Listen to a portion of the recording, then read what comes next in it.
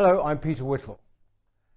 Now, the interminable Conservative Party leadership contest, a contest that's lasted longer than many general election campaigns, is finally over. Tomorrow, we will know the name of our new Prime Minister. Much of the debate has been held on economic grounds, rightly, given that our country is facing such dire times. But also, economics are where the contenders feel safest. Like the Conservative government of the past 12 years, they have avoided the cultural issues which hugely concern most of the public. This is either because they fear controversy, they have no real answers, or indeed do not understand the nature of the cultural onslaught Britain has been experiencing and which has intensified over the past few years. The new Prime Minister and government cannot, must not, continue to avoid or ignore the attack on our culture, history, and indeed our very sense of ourselves as a nation. We at the New Culture Forum have always believed that cultural issues are the defining ones of our time. Indeed, our conference earlier this year was entitled Believing in Britain and the West. Our next publication, which is called Fighting Back, will cover all aspects of the cultural onslaught and offer constructive arguments and suggestions rather than simply wallowing in dismay. But we understand that action has to come from government if any difference is to be made. For that to happen, they must at least acknowledge the extent of these problems. The fact that our institutions have been captured by the left.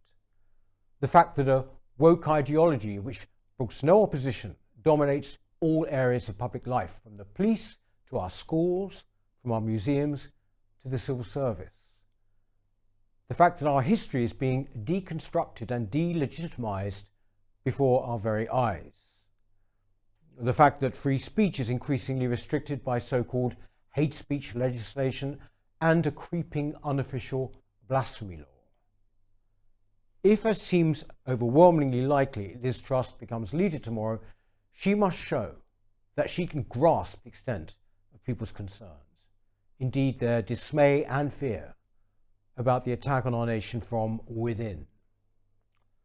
There is so much that can be done if the political will is there.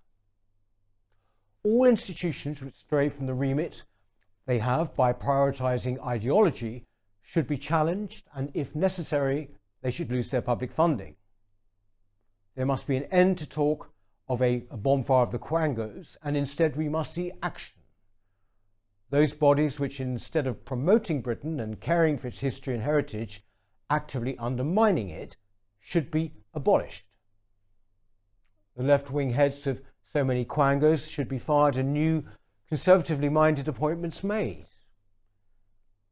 The government must show it has guts once more, rather than continue to tolerate this massive, permanent ideological opposition as though there is no alternative. There is. There should be a ban on the teaching, as though it were fact, of critical race theory and gender ideology in schools. The indoctrination of our children must end. It must be stated unequivocally that there is no blasphemy law in this country, and that we will never again tolerate a situation where a teacher has to go into hiding for showing his pupils cartoons, as happened recently in Backley. Politicians are short-term merchants, we know that.